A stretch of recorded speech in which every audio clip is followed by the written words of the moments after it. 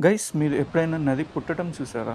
మీలో చాలామంది గంగోత్రి, యమునోత్రి లాంటి ప్లేసెస్‌కి వెళ్ళుంటారు.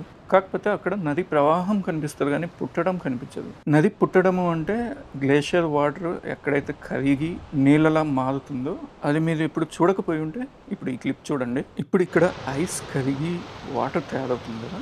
ఈ రేంజ్ అంతా ఇలా కరిగి, కరిగి కిందకెళ్ళేటప్పటికి ఒక నది తయారవుతుంది. ఇప్పుడు నేనున్న ప్లేస్ ఏంటంటే పిన్ పార్వతి పాస్ అంటారు. ఇక్కడికి రావాలంటే ట్రెక్కింగ్ చేసే రావాలి. 100 కిలోమీటర్స్ మౌంటైన్ ట్రెక్కింగ్ చేయాలి మీరు హిమాలయాస్‌లో. ఇక్కడికి రావాలంటే 8 డేస్ పడుతుంది. మళ్ళీ ఇక్కడ నుంచి ఇంకొక 2-3 డేస్ మీరు కిందకి వెళ్ళటానికి టైం పడుతుంది. ఈ నది కిందకి వెళ్ళిన తర్వాత ఇమ్మీడియట్‌గా స్పిటి రివర్‌లో కలుస్తది. అక్కడ నుంచి సట్లెజ్ రివర్‌లో కలిసి, సట్లెజ్ రివర్ తర్వాత ఇండస్ రివర్‌లో కలిసి పాకిస్తాన్‌లో అరేబియన్ సీలో ఇది ఎండ్ అవుతుందన్నమాట. పిన్ పార్వతి ట్రెక్ చాలా బ్యూటిఫుల్ ట్రెక్. దీని మీద నేను 2 సినిమాటిక్స్ చేశాను. ఒకటి పిన్ పార్వతి బ్యూటీని చూపించడానికి, 2 ఆ ట్రెక్కింగ్ రూట్ చూపించడానికి.